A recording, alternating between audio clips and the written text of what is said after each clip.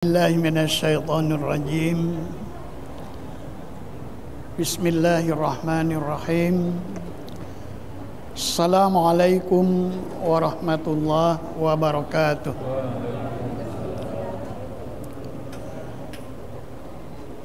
Alhamdulillahi rabbil alamin, ala kulli halin wa fi kulli halin wa ni'mah. Wassalatu wassalamu ala rasulillah.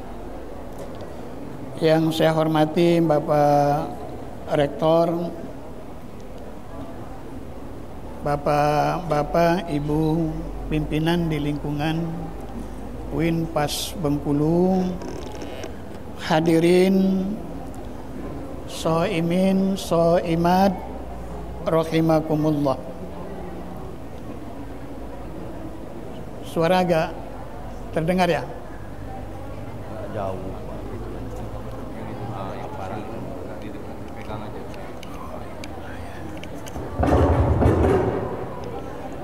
Baik, terima kasih. Hadirin yang saya hormati, ini pengajian rutin kita dan pengajiannya dalam waktu singkat. Oleh karena itu, karena waktu yang kita manfaatkan ini pada bulan suci Ramadan dan setelah sholat zuhur, maka duduknya boleh baik selonjongan, boleh nyender, dan boleh buka HP berkaitan dengan materi, karena ini di kampus. Jadi apa yang saya sampaikan itu boleh di search di Google. Jangan-jangan yang kalian baca, Bapak Ibu baca di Google itu jauh lebih lengkap dari apa yang saya sampaikan, terutama melalui AI-nya. Bapak Ibu hadirin yang saya hormati, dari puasa atau ibadah siang, penyebutan yang benar sebetulnya adalah siang, bukan as-saum, karena pemanaannya beda antara as-saum dengan as-siam. Kalau as-siam di bulan suci Ramadan itu adalah ibadah, tetapi kalau as-saum itu pengertiannya adalah menahan, dan itu berlaku pada setiap agama dan berlaku dalam tradisi umat manusia. Jadi di dalam ayat-ayat Al-Quran, maka kosakata yang dipakai adalah as-siyam, jadi bukan as-saum. Ada beberapa tujuan utama dari ibadah puasa. Pertama adalah la'allakum tattaqun, semoga kita menjadi orang yang bertakwa, dan masih dalam berbentuk kosakata kata kerja, la'allakum tattaqun atau kalimat fi'il. Artinya dia berada dalam sebuah proses. Tujuan yang kedua adalah la'allakum tashkurun, juga masih dalam format bentuk kata kerja atau isim kalimat fi'il aktif ya. Dan tujuan yang ketiga adalah la'allahum yarshudun, bagaimana kita bisa mendapat petunjuk yang disebut dengan ar-rusydu, bukan al-hadiyu. Karena salah satu tujuan dari ar-rusydu, tingkat ar-rusydu itu adalah di atas hidayah. Hidayah itu bisa saja untuk diri kita sendiri, tetapi kalau ar-rusydu la'allahum yarshudun, petunjuk yang kita dapati itu bermanfaat bagi orang lain. Bapak Ibu jamaah yang saya hormati, untuk memandu pengajian singkat ini maka saya mencoba membuka surah Az-Zariyat. Boleh dibuka. Surah Az-Zariyat itu dari ayat 15, 16, 17, 18 dan 19 sampai ayat 21 sebetulnya. Jadi ayat ini menggambarkan dan menyatakan tentang al-as-sahur atau al-ashar. Jadi ini yang ingin saya kupas secara singkat. Ada 3 kosakata di dalam Al-Quran yang menyebut tentang sahur. Karena ini nanti kaitannya dengan apa yang dipraktekkan oleh Rasulullah, apa yang dilakukan oleh Rasulullah, dan apa yang bisa kita teladani dari Rasulullah itu dalam bentuk sunnah Rasulullah Sallallahu Alaihi Wasallam. Pertama pada surah Az-Zariyat, di sana ada kata-kata wabil asharihum yastaghfirun. Jadi perbincangan para ulama tentang sahur itu ada 2. Pertama, mayu kalu bil ashar, apa yang dimakan pada waktu sahur, atau ma bil ashar, yaitu waktu sahur. Dari 3 petunjuk Al-Quran itu, yang dibutuhkan, yang harus menjadi perhatian kita adalah waktu sahur, bukan makan sahur. Kadang-kadang kita lupa sahur itu seakan-akan adanya pada bulan suci Ramadan. Tidak ada sahur kalau tidak di bulan suci Ramadan. Maka sahur itu diberi oleh Allah Subhanahu wa Ta'ala dalam siklus waktu. Dia ada pada setiap malam. Berpuasa atau tidak berpuasa itu persoalan lain. Tetapi yang harus kita jaga adalah waktu sahur, bukan makan sahur. Penjelasan fikih, makan sahur walaupun hanya dengan seteguk air itu sebagai salah satu bentuk ibadah yang bisa kita lakukan. Mengapa Allah menjelaskan waktu sahur itu di dalam Al-Quran? Pertama, Allah memberi kesempatan kepada kita untuk melakukan istighfar. Dan data Al-Quran pada surah Al-Qamar, Nabi Lut itu selamat dari terpaan azab terhadap umatnya itu pada waktu sahur. Oleh karena itu doa tolak balak itu agar diucapkan pada waktu sahur itu. Wabil ashari yastaghfirun. Nah, karena kita terbatas waktu, saya ingin katakan di dalam ayat ini, innal muttaqina fi jannatin wa uyun.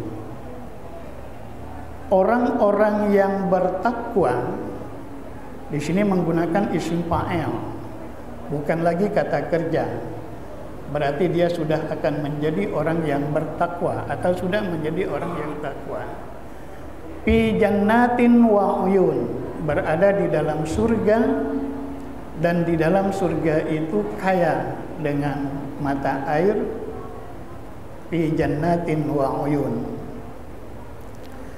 Di tulisan kecil saya di hari ini, judul kecilnya itu Maqamah Mahmuda, menuju tempat yang mulia. Jadi mengapa Allah menghidangkan waktu sahur pada setiap malam? Karena pada waktu itu dianggap sebagai pasar raya pahala, pasar raya malaikat. Jadi yang mendidik kita pada waktu sahur itu banyak hal. Oleh karena itu, bagaimana kita setiap malam itu dapat atau mendapat waktu sahur itu. Jadi wabil ashari yastaghfirun itu salah satu sifat orang-orang yang bertakwa. Akhidhina ma atahum rabbahum annahum kanu qabla dzalika muhsinin. Orang-orang yang beristighfar pada waktu sahur, akhidhina, mereka rela, ikhlas apa yang telah diberikan oleh Allah Subhanahu wa taala kepadanya, dan dia dengan ridho dengan apa yang telah dia dapati itu. Akhidhina ma atahum rabbuhum innahum kanu qabla dzalika muhsinin. Ayat berikutnya masih dalam rangkaian ayat itu, kanu qalilan minal laili ma yahja'un. Pada malam itu orang-orang yang memanfaatkan waktu sahur itu tidurnya sedikit. Oleh karena itu penjelasan medis, orang yang kurang tidurnya setelah melewati waktu sahur maka tidak berdampak negatif terhadap fisiknya. Bahkan justru energi yang didapati oleh seseorang yang memanfaatkan waktu sahur itu. Wabil ashari hum yastaghfirun, dan pada waktu sahur itu mereka melakukan istighfar. Penjelasan fuqaha, waktu sahur itu ketika telah melewati sedikit dari nisful lail, setengah malam. Maka kalau tengah malam itu pukul 12.00, tetapi itu harus dihitung dari waktu maghribnya, karena itu terkait dengan waktu dalam beribadah. Maka lewat tengah malam itu pada pukul berapa? Jam 12 berapa? Maka berarti waktu sahurnya sudah masuk. Dan sampai berakhirnya waktu sahur itu adalah Qubailul fajri, menjelang fajar yang pertama. Jadi ada fajar yang pertama, itu fajar sebelum waktu subuh. Tetapi fajar yang kedua nanti adalah fajar setelah terbitnya matahari. Maka itu fajrus tsani, dia menjadi fajar yang kedua. Oleh karena itu, mengapa waktu sahur ini harus kita manfaatkan? Tadi saya menyebutnya pasar raya malaikat. Banyak data-data hadis dan pendapat para ulama yang menjelaskan tentang keutamaan pada waktu sahur itu.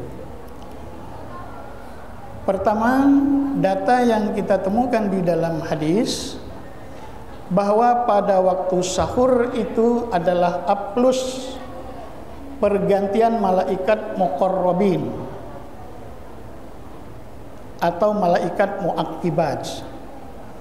Dalam ayat dikatakan lahu muaqibatun, bagi setiap kita itu ada malaikat-malaikat penyerta, ada malaikat-malaikat penjaga, dan ada malaikat-malaikat pemelihara.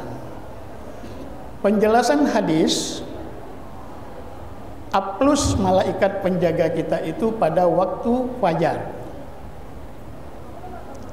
Dan pada waktu fajar itu malaikat-malaikat yang menjaga kita membuat laporan kepada Allah Subhanahu wa ta'ala. Dan aplus yang kedua pada waktu salat asar. Maka pada waktu asar kita juga agar ingat dan memanfaatkan pada waktu asar itu. Data berikutnya, siapa yang melakukan sedekah subuh? Sedekah subuh berbeda dengan mulail. Nah, kalau ini kita lakukan, insya Allah maka didikan pada waktu bulan Ramadan itu akan menjadi kebiasaan kita setelah Ramadan. Oleh karena itu kita sejak bulan Rajab telah mempersiapkan diri. Pada bulan Sya'ban kita juga mempersiapkan diri, dan bulan Ramadan kita mendapat kekuatan setelah dinyatakan hilal. Jadi Allahumma ahillahu alaina. Jadi itu doa ketika hilal itu sudah sidang isbat, maka kita meminta bagaimana hilal itu telah kita terima dan kita manfaatkan bulan Ramadan itu bil yumni wal iman was salamati wal islam. Jadi kita diminta diberi kesehatan, kekuatan pada bulan suci Ramadan itu. Bapak Ibu hadirin yang saya hormati, inilah apa ceramah atau pengajian singkat yang dapat saya sampaikan pada kali ini di hari ke-11 Ramadan ini. Mudah-mudahan bermanfaat bagi kita, dan ada 5 karakter yang dimiliki yang akan terdidik secara langsung orang yang memanfaatkan waktu sahur, dan itu ada pada surah Ali Imran ayat 17. Dan di tulisan singkat saya pada hari ini ada di sana tentang bagaimana membentuk karakter dari puasa dan dari bersahur itu. Barangkali itu, lebih dan kurang mohon maaf. Kalau nanti ada hal-hal yang atau ingin diperdalam atau ingin ditanyakan, boleh ke HP, dan boleh syarat untuk mendapat door prize mungkin. Lebih dan kurang mohon maaf. Wassalamualaikum warahmatullahi wabarakatuh. Demikian jemaah yang dihormati dirahmati Allah, kalaulah ingin siap-siap terhadap pertanyaan beberapa penelpes, sedikit kami ingatkan bahwa materi kita tadi kita memahami tentang saum siang dan saum. Yang kemudian masalah waktu sahur, lalu ada 3 pembagian waktu tidur. Ya, setelah itu mudah-mudahan itu menjadi ilmu baru bagi kita untuk diamalkan dalam kehidupan kita. Hal-hal yang berhubungan dengan sahur tadi adalah surat Al-Quran, surat Az-Zariyat. Az-Zariyat ayat 17 sampai 21. Di situ ada pemahaman kita tentang sahur. Waktunya kita dapat memahamikan mulai dari pertengahan malam Lewat. sampai ada batas tertentu, diingatkan dengan suara rusak. Itu saja sekedar pengingat kita untuk memberi jawaban terhadap pertanyaan-pertanyaan yang akan diberikan oleh pemateri. Kita menyiapkan 2 dosis pada beberapa narasumber yang akan mengajukan. Asal. Kabatul. Iya, suruh rahmat. Oh. Atau yang telah disebut tadi. Iya. Atau begini, yang punya pertanyaan, ya, silakan kepada jamaah untuk mengajukan pertanyaan sebanyak 2 orang. Kami silakan. Nah, itu ya. Satu lagi dari cewek.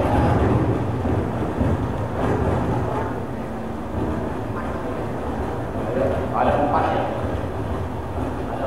2 laki 2 perempuan jawab. Pak Saifuddin semua. Pak Saifuddin. Pak Saifuddin. Mendekat yang itu sedang mendekat. 3. 1 lagi. Siapa ada lagi? Sudah di. Jadi mahasiswa Pak Saifuddin, Pak Wira dan 1 orang putri. Kami silakan untuk mahasiswanya. Assalamualaikum warahmatullahi wabarakatuh. Perkenalkan, nama saya Priyansa dari Prodi Manajemen Dakwah semester 8, Pak. Jadi saya ingin bertanya, Pak. Jadi kami ini di semester 8 ini sering begadang mengerjakan skripsi kan, Pak. Nah, terus tiba-tiba lah jam 2, jam 1 itu kan tuh tidur. Nah, terus sahur jam 4 itu sahur, jam 3, jam 4. Terus sesudah sahur itu apakah kami kalau nunggu subuh itu kami itu udah nggak kuat kadang tuh, Pak, mau tidur lagi. Nah itu gimana? Tadi kan kalau tidur lagi sesudah sahur itu mengurangi pahala ataupun mengurangi rezeki di patok ayam tadi. Nah itu gimana, Pak? Tolong berikan penjelasan kepada kami. Terima kasih. Gabung dulu. Kampung dulu. Pak Sai.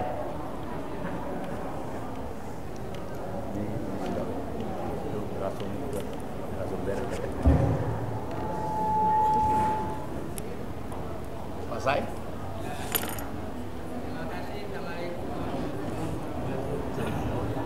Dan di lepas pulang. Jangan mencapai ya. Di mana ada salah satu hadis Rasulullah mengatakan barang siapa yang setelah sholat subuh dia dilanjutkan dengan berzikir sampai datang waktu subuh isyraq tanpa bicara masalah kemudian tapi tanpa dilakukan sebuah maka mendapatkan pahala yang sangat besar sama dengan fadilah haji dan umroh taman artinya pahala haji umroh yang sempurna. Pertanyaan saya, waktu syuruk itu apakah waktu khusus atau waktu sholat duha? Waktu suruh apa sih? Dua.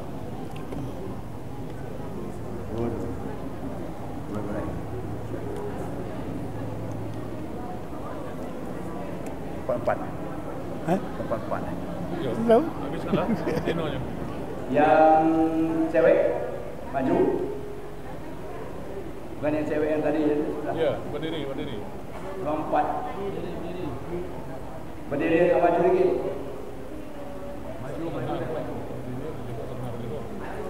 Maju ke depan. Karena tidak dengar dan kalian tidak sampai.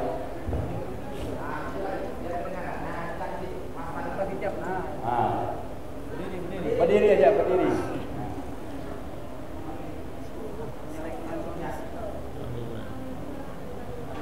Waalaikumsalam. Kuat dikit.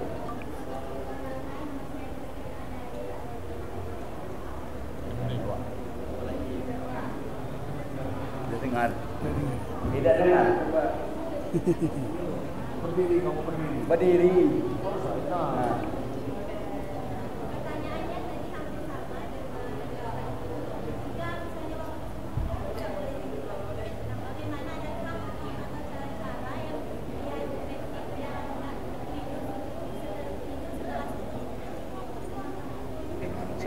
Eh? Biar tidak terkelok lagi. Oh,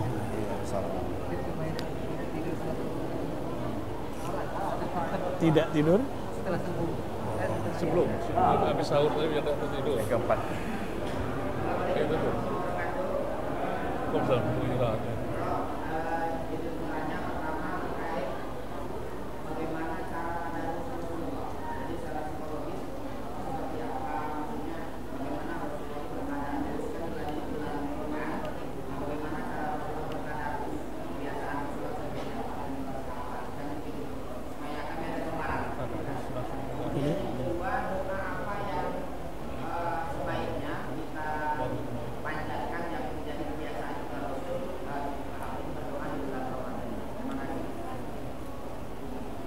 Oke, sudah 4 orang pertanyaan yang disiapkan untuk mahasiswi yang belum ada kesempatan, kita tunggu besok.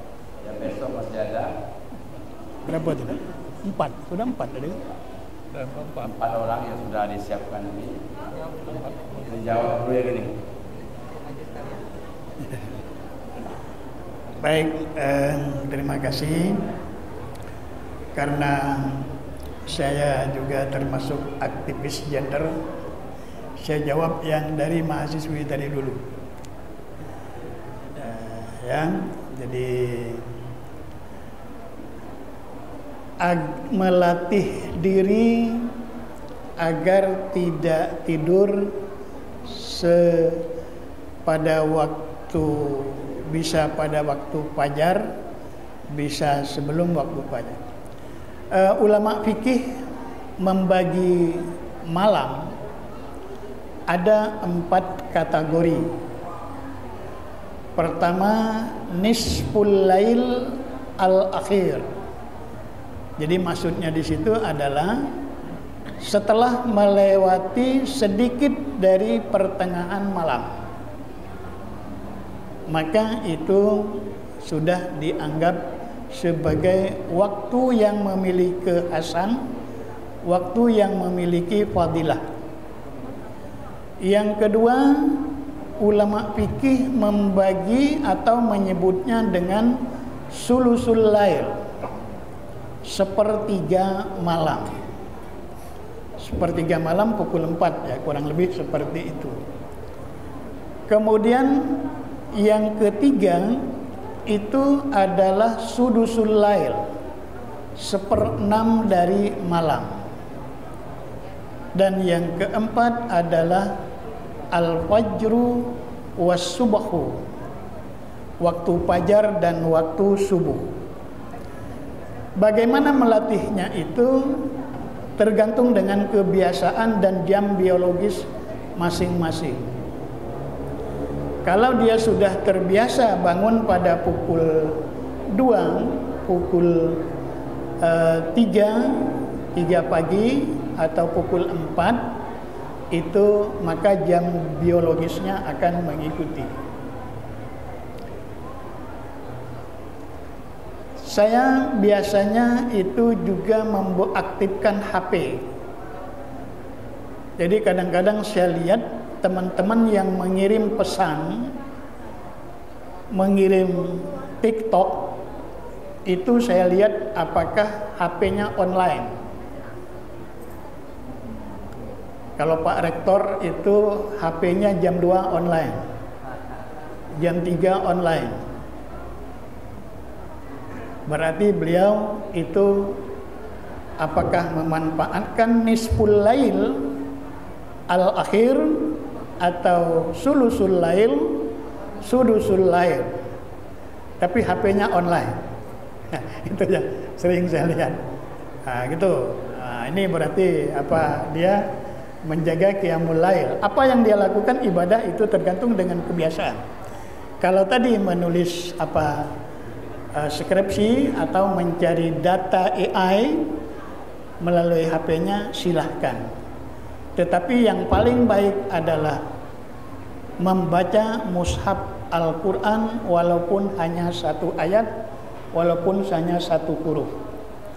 Dan itu yang biasa dilakukan. Bahasa yang paling umum adalah tadarus Al-Quran. Tadarus itu bisa membaca, bisa tilawah, bisa tafsirul Quran, bisa syarhil Quran, bisa khottil Quran. Jadi itu masuk kategori tadarus Al-Quran. Kalau dia levelnya pada level tafsirul Quran, walaupun 1 ayat dia melakukan penafsiran terhadap ayat. Kalau levelnya adalah qiraatil Quran, maka dia membaca Al-Quran.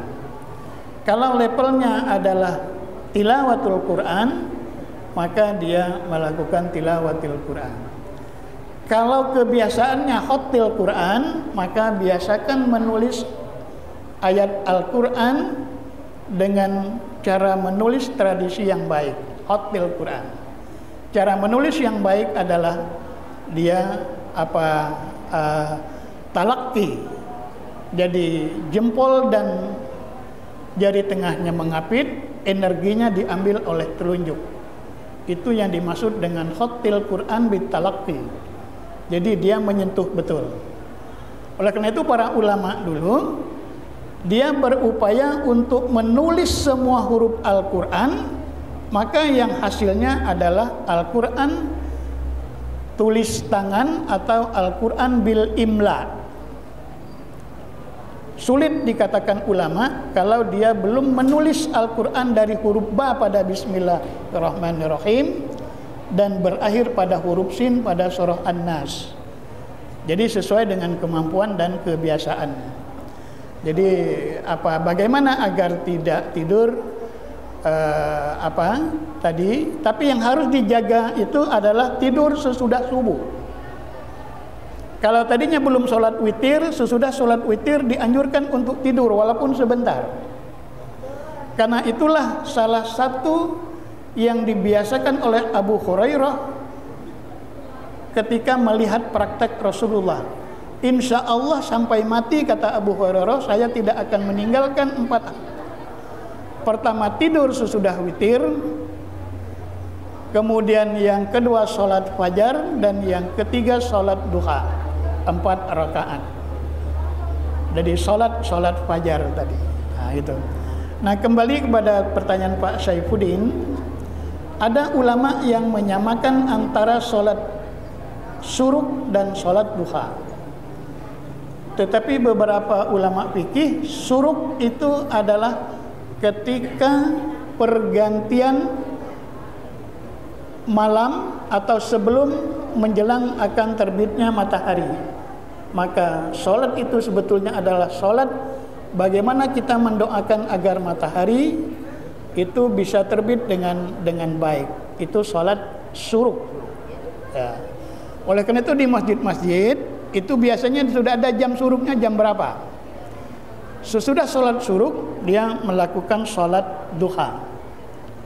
Sholat duha juga tergantung dengan kebiasaan, bisa 2 rakaat, tapi Rasulullah di dalam hadis Abu Hurairah dia selalu melakukannya itu 4 rakaat. Walaupun sholatnya 2-2. Jadi 2 kali sholat duha. Nah itu sholat duha tadi. Nah yang harus dijaga qailulah, tidur yang tadi disebut dengan hailulah. Hailulah itu bahasa kitanya rezeki itu dipatok ayam atau digeser oleh malaikat. Tadinya seharusnya dapat, tapi gara-gara dia tidur, di main kelereng itu dipletis. Oleh karena itu harus jaga, karena ada rezeki yang kita lakukan. Jadi bukan tidur yang ini tadi tengah malam atau sebelum waktu fajar. Nah, waktu fajar itu diusahakan mendekat waktu subuh. Oleh karena itu ada salah satu tradisi yang di Indonesia itu ada namanya selawat tarohim. Selawat tarohim itu adalah selawat yang kira-kira memakan waktu itu sekitar 10 menit. Jadi salat tarohim itu dibawa oleh qori dari Mesir, datang ke Indonesia pada tahun 60-an dan direkam oleh sebuah radio di Solo, maka di Indonesia itu menjadi populer. Dan salat tarohim itu menggambarkan bagaimana taqarrub Muhammad kepada Allah. Dan itu sebagai gambaran dari hadis, taqarrub kepada Allah itu, kalau upaya kita untuk bertaqarrub kepada Allah itu 1 jengkal, maka Allah akan mendekatkan kita 1 hasta. Kalau bahasa kitanya mungkin Tuhan lebih proaktif. Kalau upaya kita mendekati Tuhan itu 1 hasta, maka Allah akan mendekati kita 1 depa. Kalau kita mendekati Allah itu dengan berjalan lari kecil, dengan maka Allah akan mendekati kita. Kalau kita mendekati Allah itu dengan cara berjalan, maka Allah mendekati kita dengan cara harwalah. Harwalah itu lari kecil. Jadi betapa semakin taqarrubnya kita kepada Allah Subhanahu wa taala. Oleh karena itu puncak dari ayat puasa itu adalah wa iza sa'alaka ibadi anni wa inni qarib.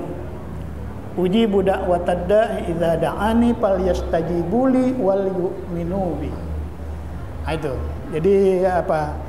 Jadi yang kita jaga adalah nisful lail akhir lewat sedikit, kemudian sulusul lail, sudusul lail, kemudian al-fajru was subahu.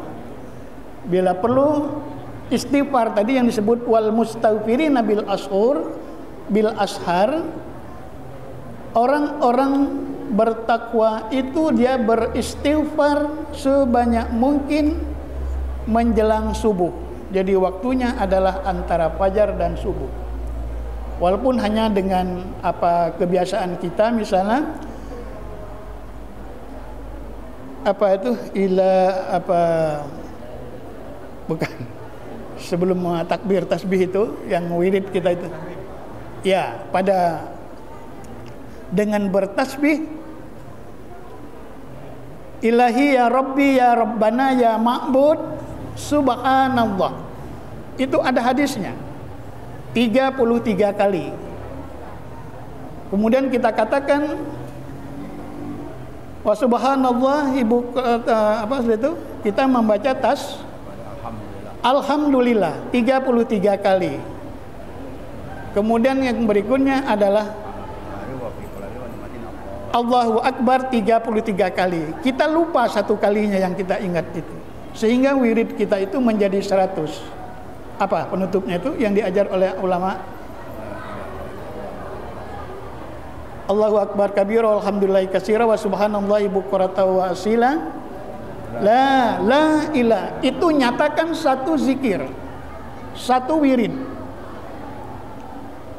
Jadi la ilaha illallah wahdahu la syarikalah lahul mulku wa lahul hamdu, itu satu wirid.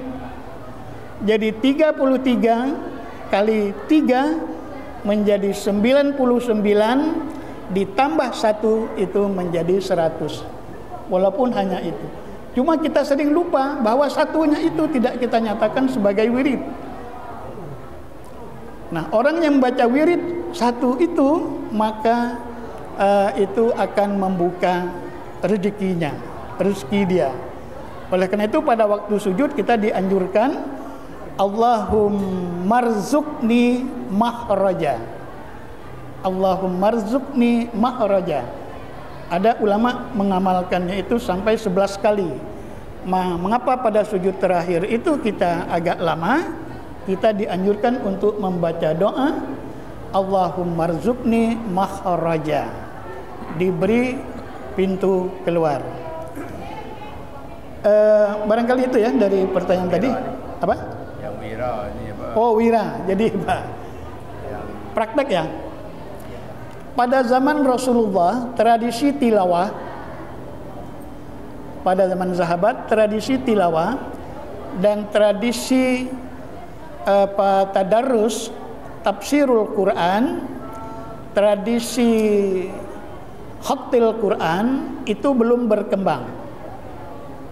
Dan huruf hijaiyah pada waktu itu sampai kepada Ali bin Abi Thalib, huruf hijaiyah itu belum ada. Huruf hijaiyah itu baru ada setelah Ali bin Abi Thalib. Jadi 39 tahun setelah Al-Quran diturunkan, huruf hijaiyah itu baru ada. Maka pertanyaannya, dengan huruf apa Al-Quran ditulis ketika Al-Quran itu turun, dan ketika Al-Quran itu dikumpul, ketika Al-Quran itu ditadwin, dan ketika Al-Quran itu dirosam? Jawabannya adalah ditulis dengan huruf Arab Kufi. Bagaimana huruf Arab Kufi itu bisa di-share di Google? Seperti huruf Cina. Karena huruf Arab itu berkembang dari waktu ke waktu. Oleh karena itu Rasulullah dan sahabatnya membaca dan mengamalnya. Itu yang beliau dilakukan. Jadi huruf hijaiyah itu jauh setelah Al-Quran itu turun. Data yang kita temukan di dalam buku-buku itu 39 tahun. Kalau kita data masa Rasulullah turunnya Al-Quran, kemudian Al-Quran dikumpul, Al-Quran dikodifikasi, dan Al-Quran dirosam Rasulullah. Jadi mengapa tidak banyak ikhtilaf pada masa Rasulullah dan sahabatnya? Begitu ayat Al-Quran itu turun, maka para sahabat dengan Rasulnya langsung mengamalkan ayat Al-Quran itu. Dan tradisi tafsir Al-Quran, oleh karena itu tidak ada tafsir pada masa awal. Yang ada adalah bayanut tafsir, jadi bayanul Quran. Maka ikhtilaf itu ada. Baru sekarang muncul tilawatil Quran, muncul qiraatil Quran, muncul syarhil Quran, muncul tafsir Quran, dan khattil Quran. Maka dia akan menjadi salah satu bentuk daripada tadarus. Bahkan sekarang tadarus di Ramadan itu boleh kolektif. Ada satu grup membuat satu tradisi khatmil Quran, berbagi. Ada yang dapat 2 juz, ada yang 3 juz, ada yang 1 juz. Nanti di tanggal sekian kita khotam. Kalau dinyatakan khotam, maka dia harus dibaca doa khotamnya. Lebih bagus kalau dikendurikan dengan sedekah nasi kuning atau nasi ayam. Kenapa? Karena itu simbol sedekah, dan sedekah itu akan membuat orang itu semakin mau membaca Al-Quran. Itu sudah budaya. Nah, itu jadi perjalanan dari tafsir Al-Quran. Jadi mungkin itu Pak dari doa yang baik. Doa yang baik itu adalah Rabbana atina min ladunka rahmah wa hayyi lana min amrina rasada. Itu doa. Jadi kita meminta kepada Allah itu adalah ar-rusdu yang berasal dari sisi Allah Subhanahu wa taala. Nah, oleh karena itu di dalam doa, kalau dusun saya, daerah saya menyebutnya itu adalah doa kamilin. Dulu saya masih kecil-kecil, kami di bulan Ramadan itu harus hafal, dilombakan. Siapa yang hafal doa kamilin, maka puncak yang paling kita nikmati di sana adalah wa tahta liwa'i Muhammadin sallallahu alaihi wasallam sairin. Jadi kita merasa pada waktu itu nanti kita berada di bawah panji Rasulullah, tahta liwa'i Muhammadin sallallahu alaihi wasallam. Dan penutup doa itu kita meminta kepada Allah agar kita minas su'ada'il maqbulin, menjadi orang yang berbahagia, su'ada. Dan kita berdoa agar kita dihindar dari minal askiya'il mardudin. Jadi Allahumma ja'alna bil imani kamilin, itu Allahumma ja'al fi hadhihi lailati syahri syarifatil mubarakati minas su'ada'il maqbulin wal askiya'il mardudin. Luar biasa itu doa puasanya. Jadi kalau masjid NU membaca doa itu, maka dia menjadikan puasanya itu menjadi puasa sufistik. Oleh karena itu doa kamilin itu termasuk di panorama, saya lihat masih rektor hafal itu doa kamilin itu wajib. Ini ya gitu. Jadi itu mungkin dan sesuai dengan kebutuhan kita. Jadi berdoa sebagai kebutuhan. Barangkali itu yang bisa saya jelaskan dari. Makasih.